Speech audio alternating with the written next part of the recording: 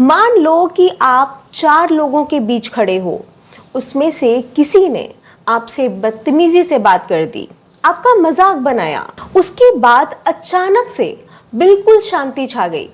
अब हर किसी की नजरें सिर्फ और सिर्फ आपकी तरफ हैं।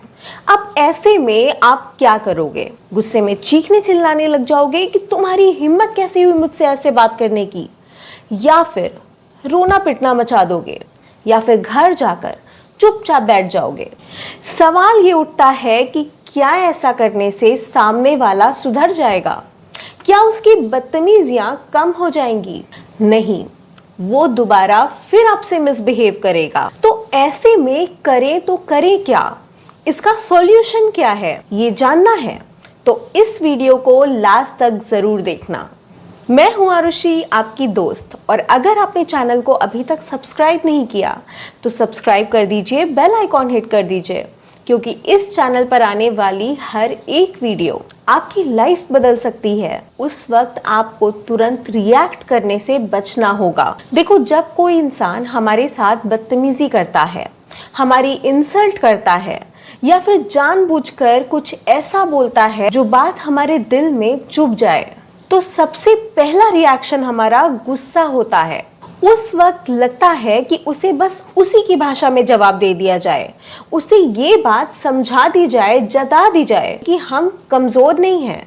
लेकिन कहीं ना कहीं हम ये भूल जाते हैं कि इंसान गुस्से में सोचता कम है लेकिन रिएक्ट ज्यादा करता है। साइकोलॉजी भी कहती है कि गुस्से में हमारा दिमाग काम करना बंद कर देता है। आपने नोटिस किया होगा कि कई बार हम गुस्से में किसी को बहुत कुछ बोल देते हैं लेकिन बाद में पछताते हैं, अंदर ही अंदर घुटते रहते हैं, अफसोस करते रह जाते हैं कि ये बात तो मुझे नहीं बोलनी चाहिए थी। सालों पुराने रिश्ते सिर्फ कुछ मिनट के गुस्से के कारण टूट जाते हैं, और बदतमीज लोग अक्सर यही चाहते हैं कि आप इमोशंस में आकर तुरंत रिएक्शन दें, जिससे वो आपको मेंटली डिस्टर्ब कर सके, क्योंकि उन्हें सेटिस्फैक्शन तभी मिलता है जब वो ये देखते हैं कि उनकी बातों ने आपको अंदर तक हिला कर रख दिया है।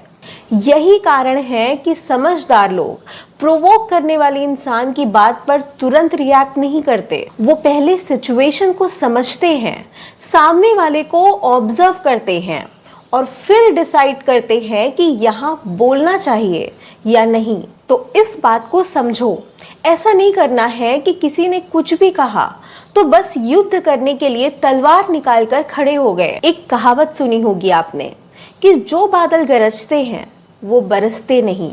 याद रखना कि एक मजबूत इंसान वही होता है जिसे खुद को संभालना आता है। कोई इंसान अगर आपसे बदतमीजी से बात कर रहा है, चीख कर चिल्ला कर बात कर रहा है, तो आपको भी उसी के लेवल पर आकर खुद को नीचा नहीं गिराना है। आपको अपने इमोशंस को कंट्रोल करके खुद की डिग्निटी मेंटेन करनी है। आपको सिर्फ उनकी आंखों में देखना है और मुस्कुरा देना है। यकीन मानिए कि इससे बड़ी सजा उनके लिए और कोई नहीं हो सकती, क्योंकि अगर ये आपको जानबूझकर इरिटेट कर रहे हैं, पब्लिक में आपकी इंसल्ट कर रहे हैं, सरकास्टिक कमेंट्स पास कर रहे हैं, तो इनका सिर्फ और सिर्फ यही मकसद होता है कि ये आपका रिएक्शन निकलवा सके। इस बात को समझो कि जो इंसान आपको गुस्सा दिला सकता है वो आपको कंट्रोल भी कर सकता है, तो अपना कंट्रोल किसी और के हाथों में नहीं देना है। अगर जवाब देना भी है तो अपने इमोशंस को कंट्रोल करके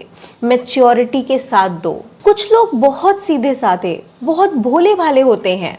उनकी कमजोरी यही होती है कि वो दूसरों को जरूरत से ज्यादा टॉलरेट कर रहे होते हैं, और इसी बात का फायदा उठाकर एक बदतमीज इंसान शुरुआत में हल्का मजाक करता है, फिर धीरे धीरे उसका वही मजाक तानों में बदल जाता है, और एक समय ऐसा आता है जब वही इंसान ओपनली डिसरिस्पेक्ट करने लगता है। और ये चीजें इतनी ज्यादा बढ़ जाती हैं कि हमारी मानसिक शांति पूरी तरह से बर्बाद हो चुकी होती है।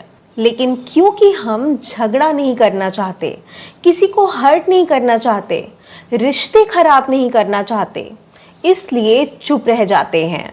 हमें लगता है कि चलो जाने दो, कोई बात नहीं, मैं जवाब दूंगा तो गलत लगूंगा, लेकिन क्या आपको पता है कि आपकी यही चुप्पी सामने वाले को क्या मैसेज देती है? उसे लगता है कि उसे ये अधिकार है कि वो आपके साथ जैसा चाहे वैसा ट्रीट कर सकता है। उसे आपसे मिसबिहेव करने का अधिकार है। वो इंसान बार बार लिमिट क्रॉस करता है क्योंकि उसे इस बात का विश्वास हो चुका होता है कि आप उसे नहीं रोकोगे। दुनिया में ऐसे बहुत से लोग हैं जो अंदर ही अंदर इन चीजों के चलते टूट जाते हैं। गलती कहीं ना कहीं हमारी ही होती है क्योंकि हमने अपनी इमोशनल स्पेस में दूसरों को जरूरत से ज्यादा एक्सेस दे रखा होता है। हम हर किसी को खुश करने में लगे होते हैं, लेकिन इसका नतीजा क्या होता है? लोग हमारी अच्छाई को हमारी कमजोरी समझ लेते हैं। तो ये जरूरी है कि हम अपनी बाउंड्री सेट करें। बाउंड्री सेट करने का मतलब घमंडी होना नहीं होता। इसका मतलब सिर्फ इतना होता है कि आप लोगों को ये सिखाएं कि आपके साथ कैसा बिहेवियर एक्सेप्टेबल है और कैसा नहीं। आपको हर किसी को अपनी लाइफ में अनलिमिटेड एक्सेस नहीं देना है।